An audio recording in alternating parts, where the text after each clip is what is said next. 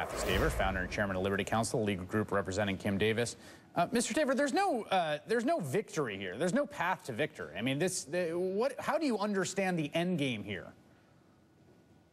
Well, there certainly is no victory when Kim Davis, an innocent person, is actually incarcerated. In fact, one of the marshals even said that never before had he arrested someone who committed no crime. She's committed no crime. She's been found in contempt. She's been found in contempt of court. People do occasionally get put in jail for being in contempt of court. I've actually reported on people that that's happened to.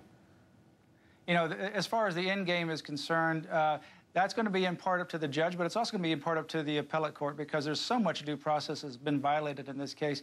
Kim Davis, I know this, will do two things. As I mentioned, she will not resign unless the people want her to be removed, and they put her there and they want her to stay there. And number two, she's going to not sacrifice her conscience. She can't violate her conscience. It's just a line she can't cross. What's the limiting principle on that conscience? If she did not want to give marriage licenses to interracial couples, would that be okay? Well, we've got express constitutional amendments to that effect, and the question here is there a reasonable accommodation? I'm sorry, let's just be clear here. The express constitutional amendments to that were only found in 1967 in Loving v. Virginia, right? It wasn't actually spelled out. That was a Supreme Court decision that found that. And the question is, post-Loving v. Virginia in 1967, if someone had done this, should they also have the right to carry on their duties and not give marriage licenses to interracial couples? The difference is before and after the Supreme Court decision, marriage was always and still remained the union of a man and a woman. There were express constitutional amendments against racial. Let me just answer the question. There was express constitutional amendments against racial discrimination. They injected race into a marriage between a man and woman. It didn't change the essence of marriage before or after Loving. But that's just defining the racism that was injected into it. The question. If really the issue here, as you say, is conscience, right?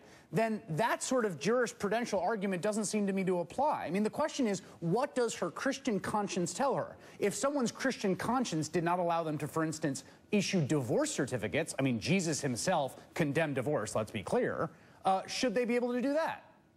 Well, let's be very clear. Throughout the millennia of human history, we've never had same-sex marriage. But Jesus... We've never had it in Kentucky. We've never had it in the United States. It wasn't her job duty when she ran for office in 2014, and it was changed by 5 people 2 months ago. But and as a result of that, she stays in jail. Divorce. I really do want to know the limiting principle here. But marriage is still... The essence of marriage has always been the union of a man and woman. When it's fundamentally changed, not whether you can or not get married because of divorce or not divorce, that doesn't fundamentally change marriage. But when you change it to something that's never been in the history of America or millennia, that's fundamentally different. Mr. Staver, no-fault divorce is perhaps the most radical change to marriage that has happened in centuries, and there were many people, including the Pope, who said so when it was introduced, okay? So my question is, as a matter of conscience... A clerk doesn't have anything to do with that. As a matter of conscience... authorizes under their name and the authority a marriage that has never been in the existence of the history of millennia, that's fundamentally different, and that collides with her conscience. The only thing she's asking for is this: remove her name and her authority from the certificate,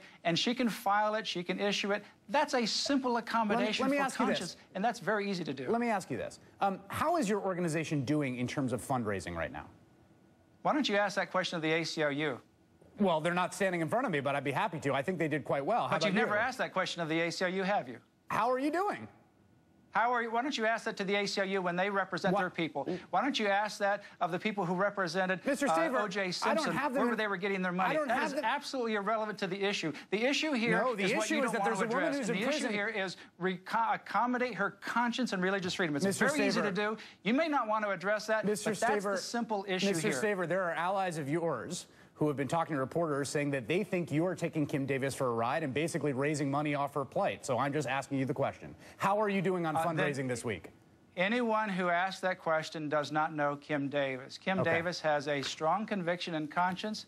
She contacted us for representation. We are representing her. I can tell you we're putting a whole lot more money into the cost and expenses than we would ever get from this case. This is never about fundraising. This is about protecting someone's conscience. If you can't get that simple idea that we've got freedom of religion and conscience rights, and the question is not whether she's sincere, not whether there's a collision, but is there a reasonable way to accommodate her convictions? And yes, there is. With all due respect, the question is there a limiting condition? You failed to give me one in this interview, Mr. Staver. No, the question is whether there's a reasonable accommodation. Thank you for joining us. Still to come, as the world reacts.